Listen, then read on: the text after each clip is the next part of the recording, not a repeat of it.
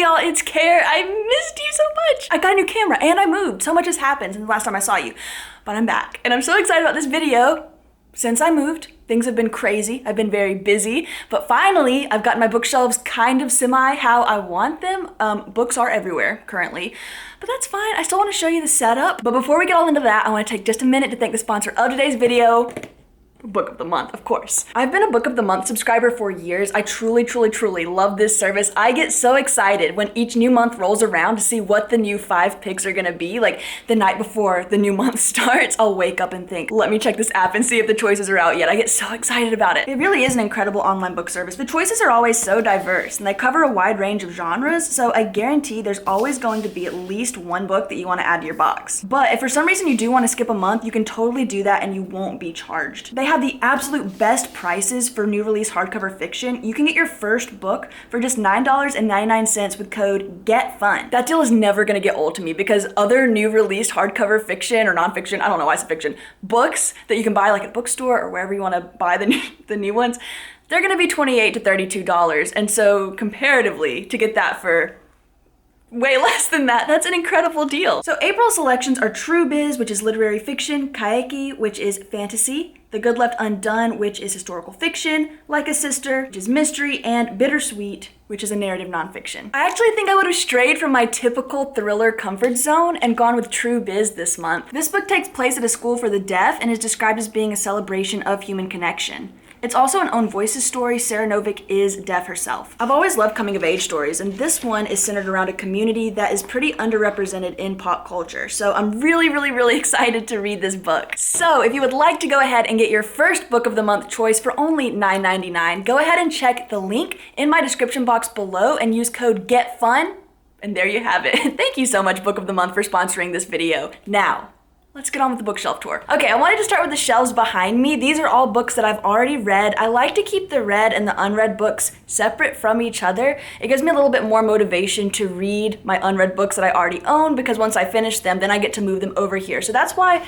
there's still some blank spaces. Once we get in closer, you'll be able to see that a little bit better. But just because when I finish books, I want to be able to put them over there. Starting off on the left side here with this square bookshelf, it has the 9 cubes. For the most part, I like to have genre-specific cubes. We have a little bit of poetry in the top left, and then moving on into romance for the rest of the top, and then also the middle cube in the middle row is also romance and historical fiction and some contemporary fiction. It's just a lot going on there. On the left side, we have some nonfiction mixed in with some classics, or what I would consider to be a classic or a modern classic. Then bottom left is memoirs. We have a random romance down in the bottom center cube just because that's the only one that's there. And then historical fiction on the bottom right. So those are all genres that just make sense to me to go together in one bookshelf. So that's why they're together. Now on the right side here, we have all of the Book of the Month books that I have read that I own down on the bottom. And we have some contemporary fiction, literary fiction, and historical fiction there on the middle. And I have a few classics up on the top row too. There's Little Women, Pride and Prejudice, and Anna Karenina. Now we're just gonna go through the middle 2 shelves really quickly. I like to organize them by horizontal rows, so I'm not going down vertically. I'm trying to keep the genres arranged specifically horizontally. In the top row here, we have horror. I'm looking forward to expanding this section once I get a chance to read more horror this year, and I should have said this at the beginning of the video, but feel free to pause at any point and let me know if you see any of your favorites, especially when we get to the books that I haven't read yet. I really want to hear your recommendations. From this shelf up here, Reprieve by James Hahn Matson is really a standout for me. I just finished that last month or month before last. It's one of my favorites of the year so far. And then on this shelf, we just really have some all-time favorites. House of Leaves, Kill Creek, of course, Night Film, Battle Royale. Those are all-time favorites for me. I have my 3 Chuck books. I'm really looking forward to reading more from Chuck Palahniuk this year. I've hauled a bunch recently, especially his nonfiction. I think I have his writing advice book and also a collection of essays that are just gonna be super weird. This shelf here, more thrillers, of course. I will point out the A Good Girl's Guide to Murder trilogy. It is young adult. It's one of the only YA series that I've really enjoyed. It's probably the only one I've finished as an adult. Here is another row of thrillers, so moving in a little bit closer. This shelf has some of my all-time favorite books on it. I Let You Go by Claire McIntosh, You by Caroline Kepnes, all 3 of those. I just finished the 3rd one like last month. It was okay, but the first one is so good. In My Dreams I Hold a Knife, one of my favorites from last year, Confessions and Penance, Kanae Minato, love her. The Stranger Diaries by Ellie Griffiths, another all-time favorite. Didn't love the sequel, didn't even really like it at all, but I am excited for the third book. Night Swim was amazing, and then we have the Karen Slaughters. I'm currently on book 3 of the Grant County series, which are the little crusty paperbacks, and then Gillian Flynn, 2 of those, down at the bottom. I mean the end. Moving on to more thrillers here, we have my Riley Sager books, Rachel Kane books, Dennis Lehane. We have the whole Ruth Ware collection minus One by One, because I ended up giving One by One 1 star, and even though I want to complete my Ruth Ware collection, I can't bring myself to buy it, so it's gonna have to be like a really good thrift find at some point. And then you can barely see it over there, but there's They Never Learn by Lane Fargo, which I recommend to everybody. Here we have mostly thrillers again, so zooming in here, we have some true crime, some fantasy actually going on over here. And then we're just getting into some thrillers that I read and I liked, but they're not my favorites, and I really wouldn't put them up with the other books. And this shelf I don't know how to explain, because The Plot right here and The Silent Patient are 2 of my favorite thrillers of all time.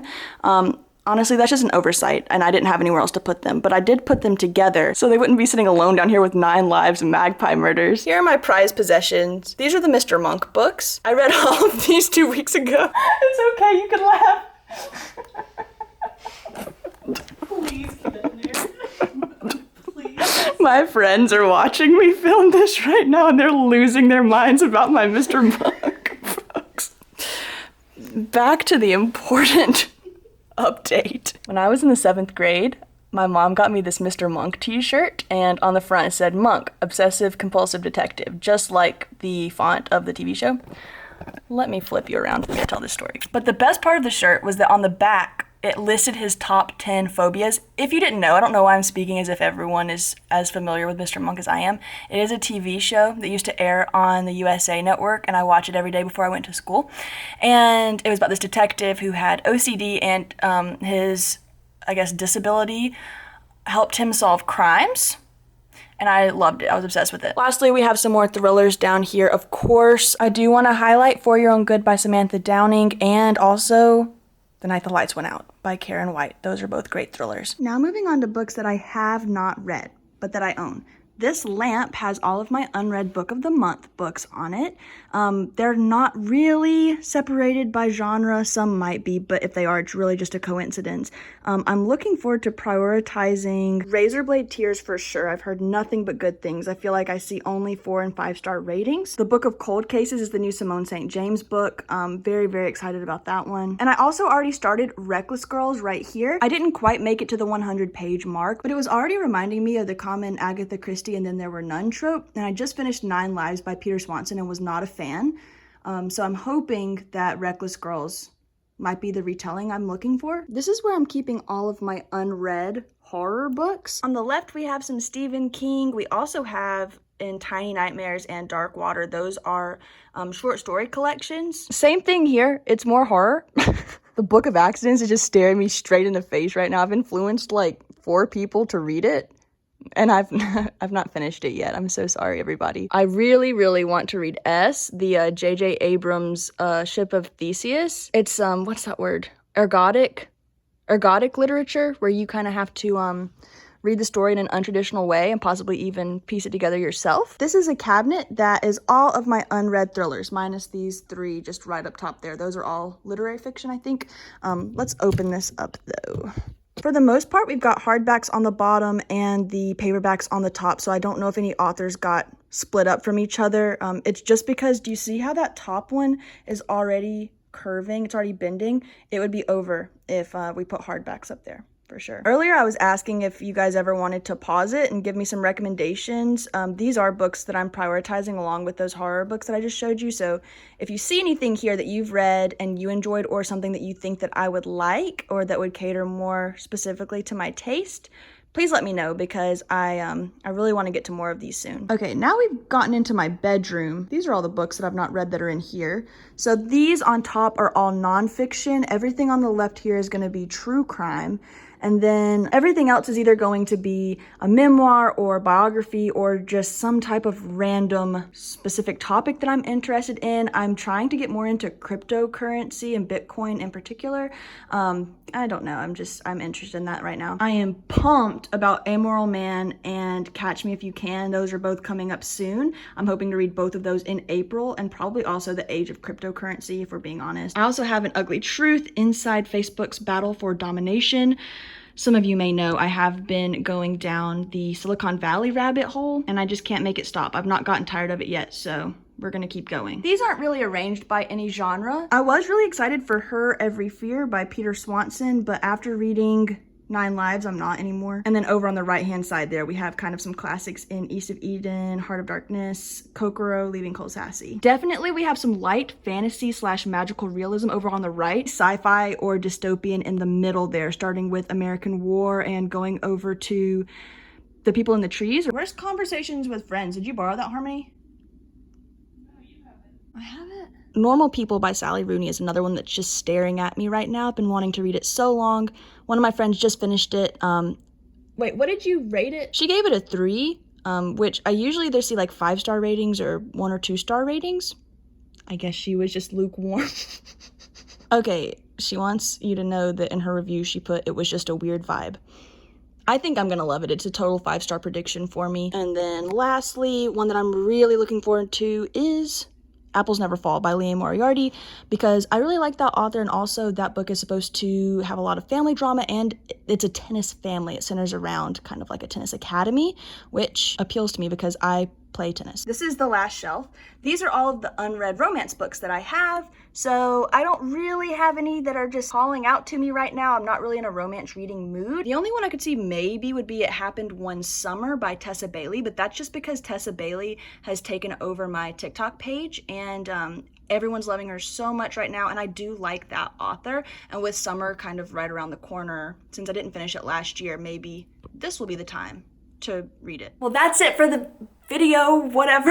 What am I saying? That's it for the bookshelf tour. Thank you so much for watching. Don't forget to click the link down in my description box below to get your first book from Book of the Month for $9.99 using code GETFUN. And I'll see you next time. Bye.